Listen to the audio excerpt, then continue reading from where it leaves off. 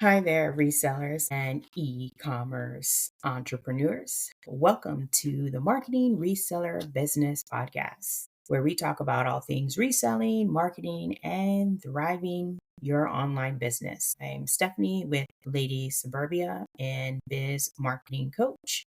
And today we are going to be tackling a topic that I feel may make some of you a little uncomfortable, and that is returns. So, welcome. This is episode 4. We are going to get started. I completely get it. No one loves seeing that return requested on your computer or on your app, depending on what platform that you are using. I personally have a hard time handling returns, or at least in the past. I was so adamant about it and really felt as if it was a personal attack on how I run my business and how the buyers or potential buyers see me. But I've come to realization that returns can actually be good for your online business. So we're going to dive in. We're going to talk a little bit about the pros and cons of returns. And so don't feel overwhelmed or stressed about returns.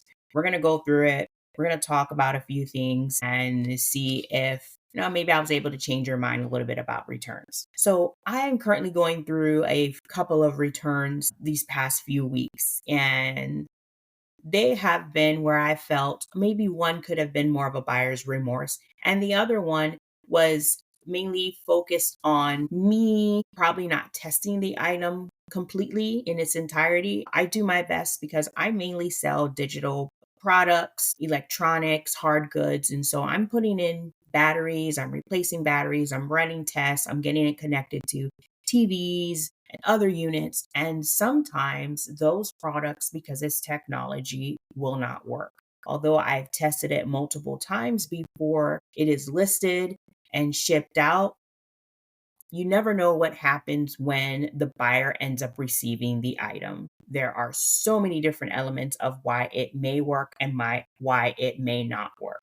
And I was taking it personal because I felt as if maybe I didn't do a good job and that potential buyers will see either negative feedback or they'll see a lower score, or if the feedback is published and it's public, then it may deter them from buying. And now I'm at a point where I'm not letting that get to me as much because returns are just the nature of the business. And I will give an example. I had a return where I shipped the wrong item to the customer. I have a pretty good inventory management system. I label things as a box A and box B. I try to keep it very simple. If I'm selling cameras, then it'll be cam 1, cam 2.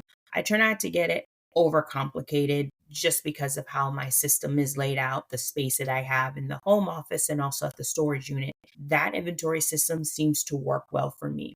However, there were identical items and different sizes, and I had shipped out the wrong one. And I felt really bad about it because I saw the custom SKU, I shipped it out, and the buyer got it very quickly and realized that it was the wrong one. So, what did I do? I did a few things. Number one, I apologized. So, I said, I apologize for the inconvenience. And I think that's where customer service comes in, and not being afraid of returns is understanding that it is a business. Even if you're a hobby seller or you're part time, I mentioned in an early episode, the potential buyers, they don't know that. Your customers, they don't necessarily know that unless they follow you on social media and you're active and they're ongoing supporters. Then they may understand a little bit more about how you run your online store. But for the most part, they purchase an item, they want to get what you promised you had on on your online store. So when you get the wrong size, or when there's something that is probably not as described, you have to try and make it work. And this is where fear comes in terms of getting tons of returns and what am I doing right and what am I doing wrong. So the common seller mindset is that we are afraid. Number one, we have this fear of returns because it's like, oh my gosh, what did I do wrong? And for me, it is like anxiety. I'm so stressed out about how can I make this better? What did I do wrong? And there's no way that this is the way that I had planned it out. And then think about that particular opportunity of getting returns and how returns can be more of an growth opportunity. Whenever I get a return, I look at the buyer, I look at their requests. What was the reason behind it? I'm not talking about scammers or ones that you can you figure out very easily that they're trying to, have buyer's remorse or they're trying to scam you. This is just for your basic one. What did I do wrong? Did I forget to include something in the description? Did I forget to ship it out in a timely manner based off my business policy? Did I ship the wrong item out? Did I ship it to the incorrect address? Which normally the incorrect address is really based on the buyer because they have to update their address. But did I put the wrong label on? So it went to the wrong location. So I just try to figure out what is happening with that particular return.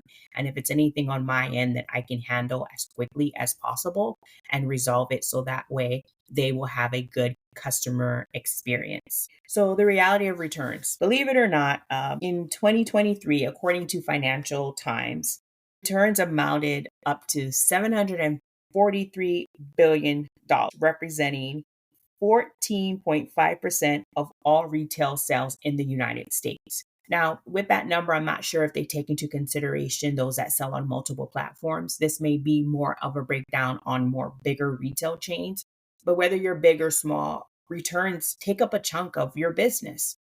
And if they're higher valued items, or higher price items, that can be more of a hit. If you have a return that's $10 or $15, maybe your out of costs or your cost of goods is just a few pennies or $1.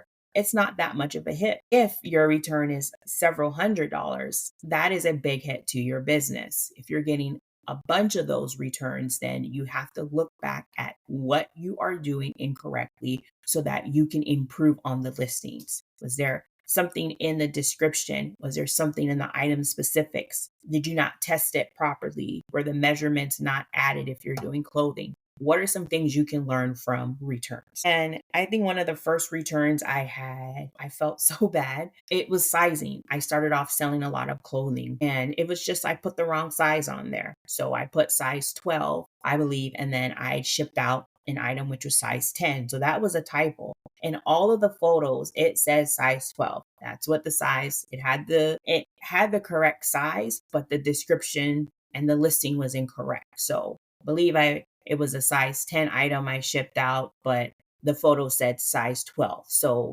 that's just something that's an error on my end. And if I am copying listings and I'm creating it from another listing that sold, I go through and check out all of the details. There are some areas that will auto-populate depending on what platform you're selling on. And I go through and remove a lot of those. Some people have more details. They have a paragraph of things.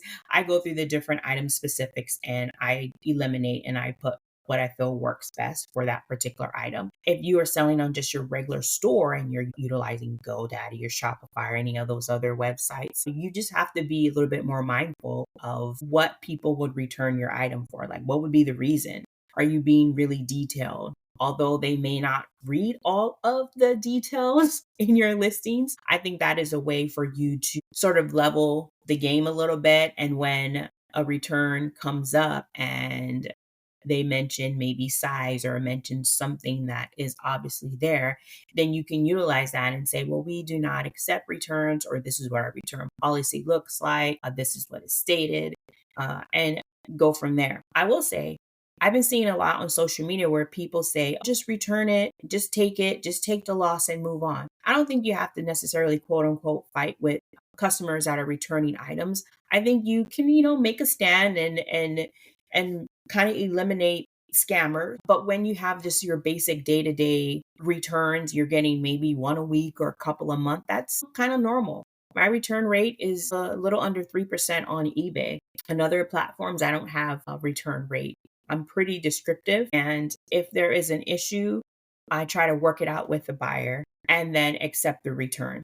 Depending on the value of the item or what I spent on it. If I spent $1 or two, 9 times out of 10, if I can see with the proof of photos and other descriptions, I may just go ahead and refund it because the cost to ship it back to me and resell it may not be worth it.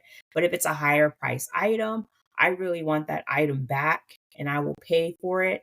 Because if I can get it fixed, refurbished, or if I can check serial numbers to make sure that it wasn't a swap, then I have now a case for partial refund or no refund. So don't get upset about or get overwhelmed about returns because it is part of running a business. Now, in terms of returns, it's going to be inevitable. That is something you will have in your e-commerce business. You're not going to get away from it. Your return rate may be lower than mine, but you will have a return. That's just it for whatever reason. And those returns are not necessarily going to make or break your business. But if you are getting tons of returns, please analyze, take a look at why you're getting the returns. And is it for a particular item that you sell? If so, then you can do a few things. You can retest that item if it's something that includes batteries or some type of electronics. Remeasure it. If you're in clothing, keep in mind all clothing companies, their sizing may be off. So if you're able to show the measurements, that's highly suggest that. A medium may be so many inches with designer A, but with designer B, a medium is different. And so by having those measurements is huge. When someone buys an item from me, a clothing item, I have the measurements there. So if there is a return saying that I didn't like it or it didn't fit, I actually declined the return. Why? Because the measurements are there. It's all detailed, and I put in my description, please review measurements. I don't have a return policy on my eBay store, but all buyers are covered through eBay seller protection, buyer protection, and then we're covered through eBay seller protection. So I still take returns, but I put no returns in my policy because I was such a small seller and there were really big hits, especially since some of the returns I had early on was sort of competing with the big conglomerate of Amazon and people renting items, clothing items, and returning it. And it's obviously has stains on it. It's been worn, but they said they never used it when I was sending things that were brand new. So I have a no return policy. And I know some of you that are listening, your policy may be different. You may accept returns or you may have buyer paid returns or shipper paid returns. Whatever business policy works out for you, that is a whole nother podcast, a whole nother topic we can discuss. But for the most part, returns are going to be inevitable. Now, there's just some cons of returns and a lot of challenges, I will tell you. I had a particular return where I listed an item and it was a replacement foot therapy to the extent that I'll get through.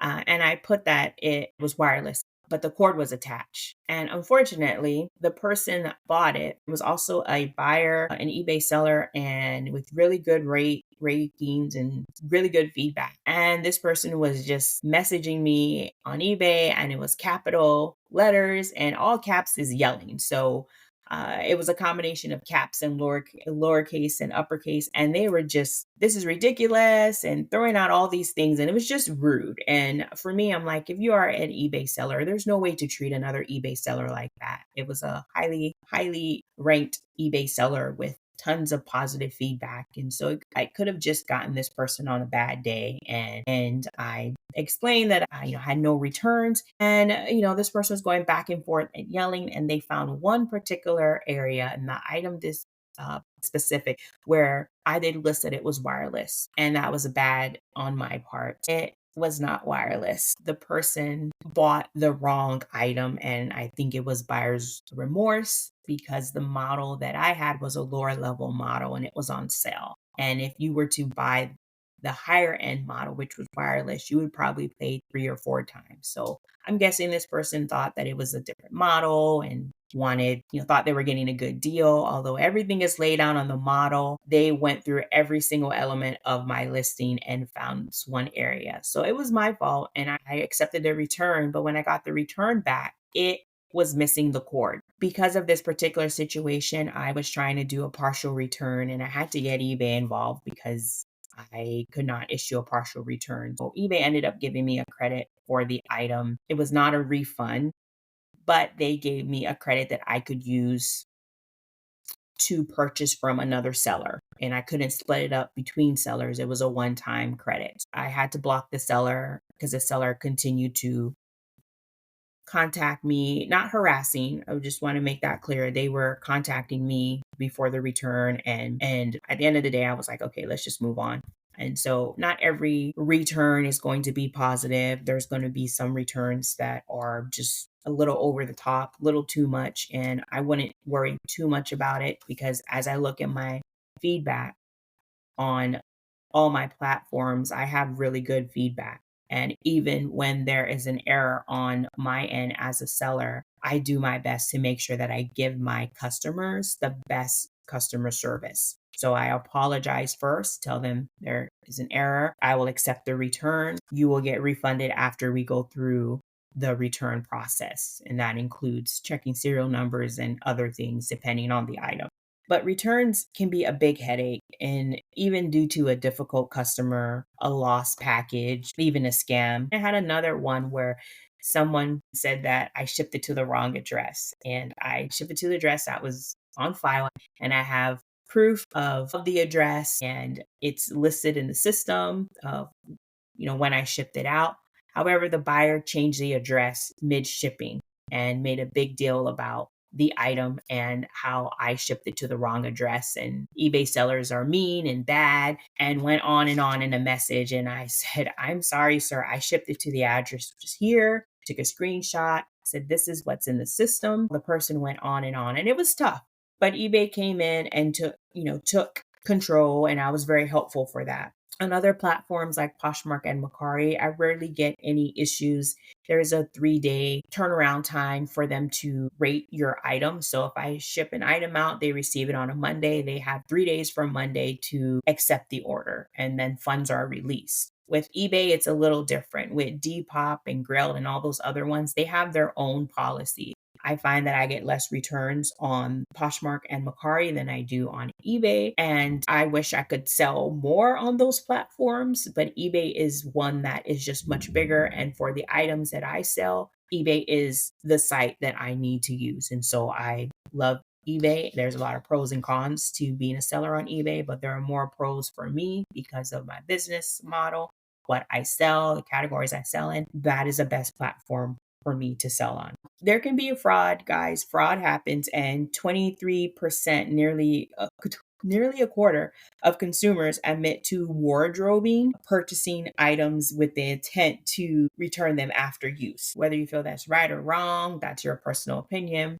But as a seller, I noticed when I became more serious with my business is that I did not have as many returns back to like Amazon and other companies. Or if I did, I would try and return it in a more timely manner and not wait till the 29th day or the 30th day. Even with purchases, in-store purchases, I'm not waiting to the last day to return it, no matter how big or small the store is, because I'm putting my hat on as a seller. And I know that returns and taking losses is part of running a business, but I just don't want to displace that store and that seller because I decided to not need the item anymore. And so when it comes to wardrobing, I haven't done that. I haven't worn an item and then returned it used. I've not done that at all, but I know a lot of people that do it. That's very big on Amazon, and I'm still a big fan of Amazon. I'm just not a big fan of the return policies because it makes it very hard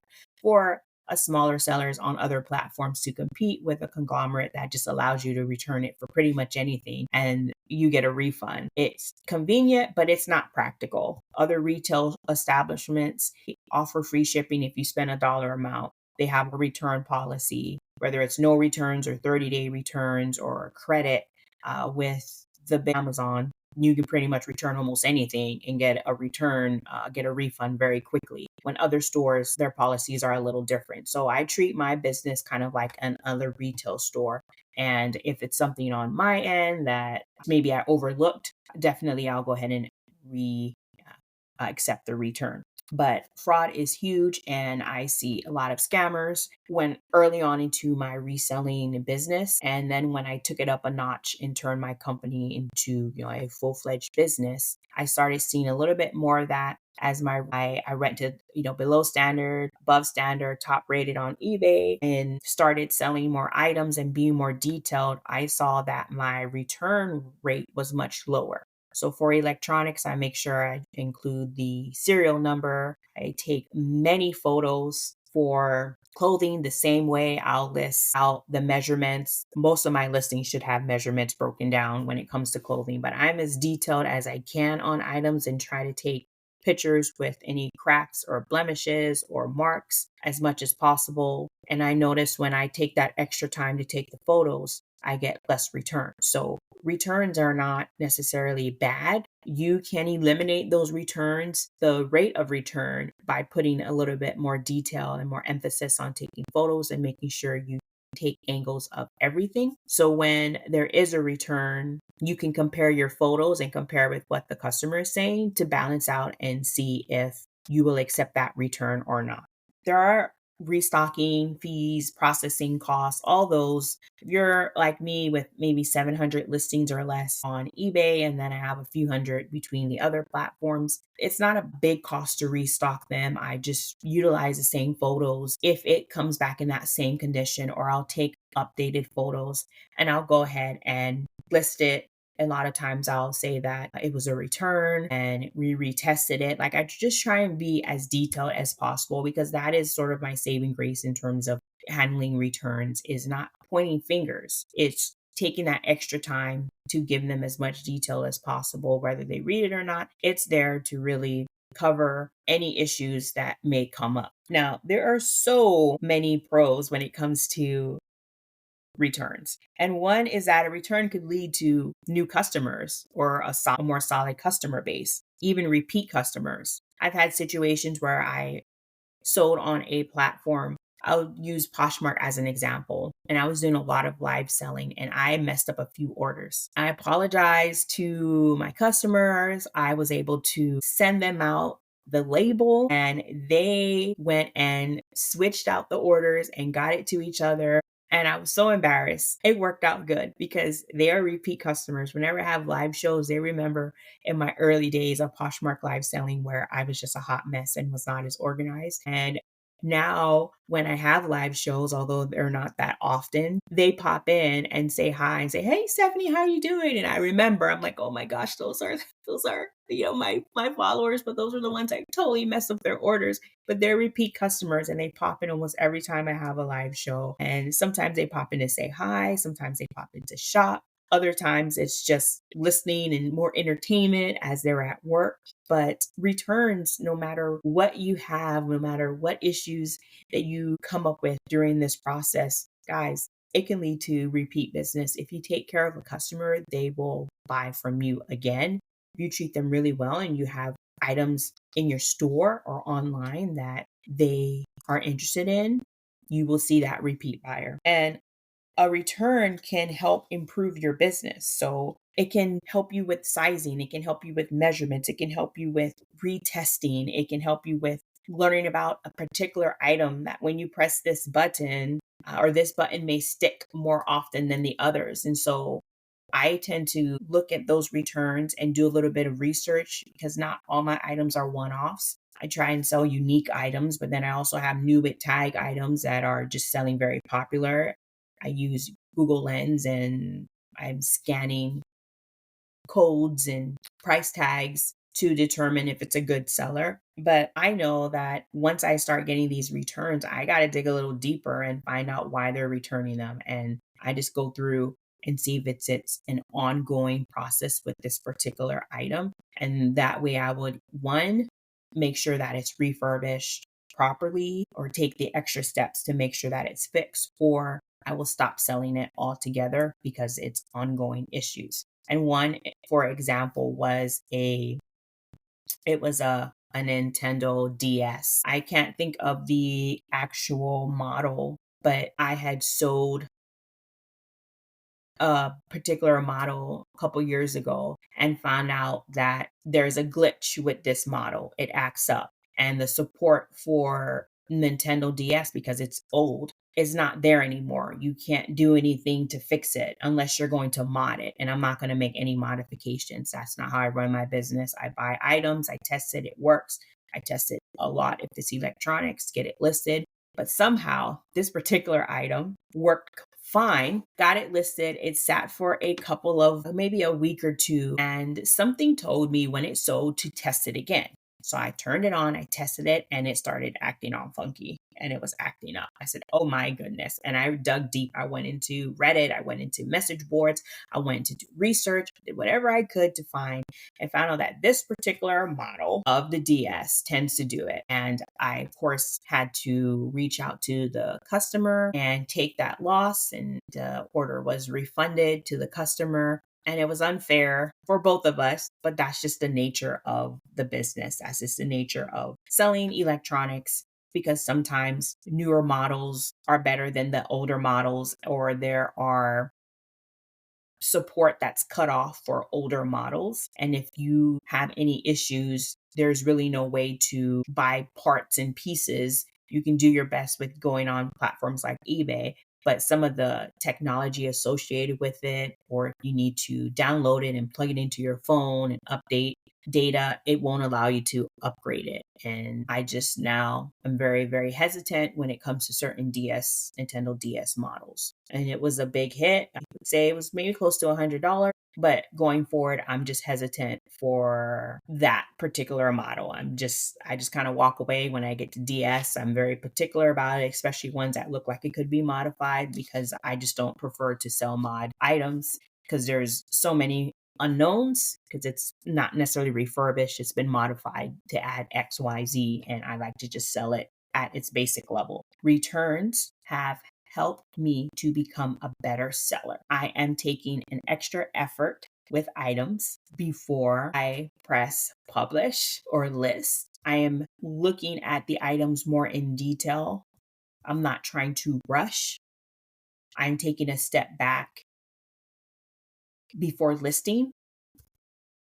Just today, I went to a store and got tons of items, probably about 40, 45 items.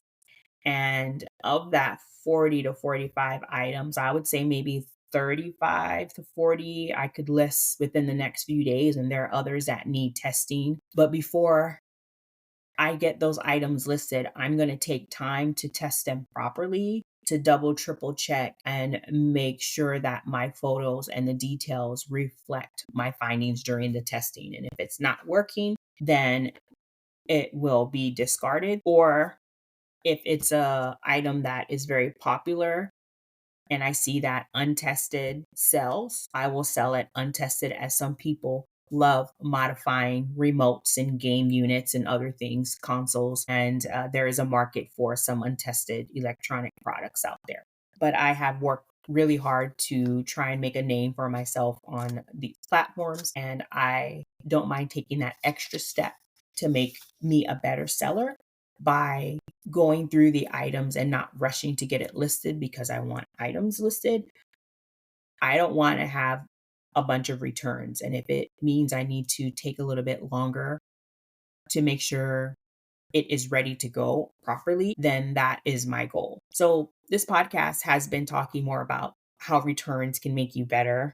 And it's okay to be a seller and be worried about returns, because it's just the nature of the game. But it can be good for your online business. I have tried to give examples, personal examples of some returns that's happened to me throughout my reselling career more recently. If I had more time for this podcast, I would go over dozens more when I started off and I was clueless as to how I needed to sell, how I needed to market, how I needed to package, all those things. But being an online seller is challenging and difficult enough. You're responsible for so many different things, and returns can be very discouraging and put you back to square one if you get a lot of them. Whenever returns come my way, I'm always analyzing, I'm very critical, and I try to do my best to make sure that the customer has the best experience, whether I take that loss or not.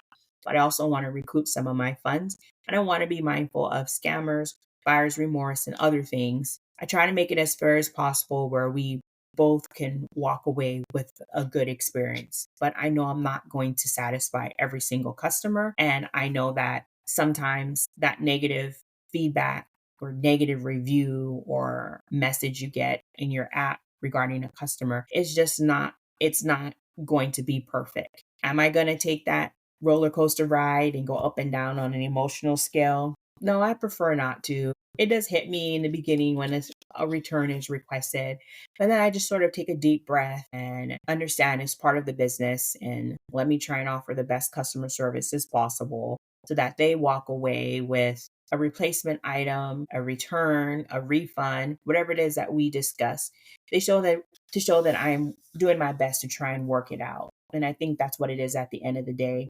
Don't be afraid of returns. They can help make or break your business in some ways, but it shouldn't be just the emphasis on, oh my gosh, returns are just going to shut down my business. You have tons of returns. You really have to dig. You can dig deep and figure out what's going on and make adjustments to the returns. But don't worry about the occasional return from time to time because you are a business and that is how businesses are run. They will take returns and losses, whether you have an online store or even if you're a service based business. Some people are just not going to be happy with the item, no matter how hard you try. So these are some things that you can do to really enhance your listings to reduce the return rate for your online store is make sure you have clear and detailed product descriptions. Packaging is important, so make sure you have good packaging to prevent damage. Implement a smart return policy where, it protects both of you guys. Put those in place. Depending on your platform, you are able to have it more detailed, like on eBay. Other platforms, it's straight up for everyone. But have a return policy on your website and maybe some facts or Q&A if you are just running a regular online store and you're not selling on multiple platforms. Have that on there so potential customers are aware of what your return policy looks like. And customer service is, I believe, one of the top reasons why you will get return customers is how you talk to people and how you react. It is definitely a trait. I don't think that I'm great at it. I think I'm okay at it and I try to improve. When returns come in or messages come in, I sometimes get a little excited and I realize, Stephanie, just take it down a notch, relax. It's part of running a business. Work through it, figure out how you can solve it. A refund or return is something that needs to be done, then that could be the option. If you're able to send a replacement, do that as well. So let's go through the last couple of steps or summarize what we discussed. So returns are not completely terrible. Yes, they can make or break your business, but once you figure out why you're getting all these returns, you can make adjustments by looking at photos, your product description, any other details that you can make adjustments to in the future to reduce your return rate. Watch out for scammers. It happens. By taking those photos and being detailed, you can reduce scammers because they're going to come.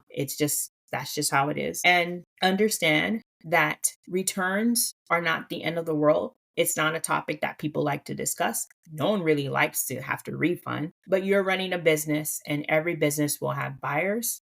And those buyers will have some issue, some return. They will be unhappy with your product or your service. And it's how you respond to them that will really take your business up a notch because you're learning good customer service. And sometimes it's at the loss of some sales, but one return or one refund won't necessarily break your business unless it's, worth thousands of dollars. And that's where you have processes in place to handle higher value items, but be open to helping, be open to negotiation, and try and find a resolution for your customers as they come in. So you can learn so many things from returns. And I encourage everyone out there to rethink of your return policy. If you offer free shipping, look at paid shipping as an option, or maybe utilize paid shipping for some of your higher price items to help with in case a return comes in. If you have a no return policy like myself, maybe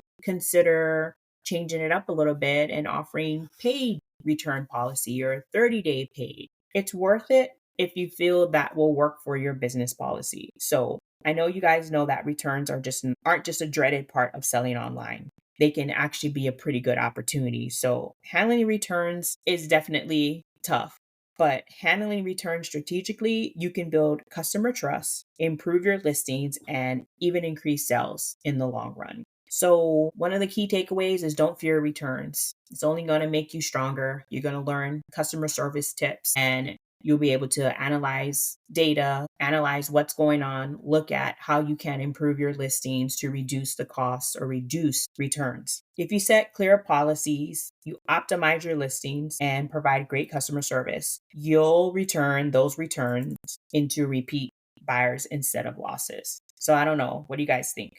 Do you have a return policy that works well for you? If so, please post in the comments whether you're listening to this on YouTube or on Spotify, where it is hosted, iHeartRadio, Amazon Music. We're all over the place. You can also DM me. We are at Marketing Reseller Podcast on Instagram. We're on YouTube and Pinterest. Trying to think where we're at. We're all over the place. Facebook as well. And don't forget to subscribe and leave a review. It does really help the podcast grow. Thanks for tuning in. Appreciate it. And I'll see you on the next Marketing Reseller Business Podcast. This has been Stephanie with Lady Suburbia and Biz Marketing Coach. Have a great day.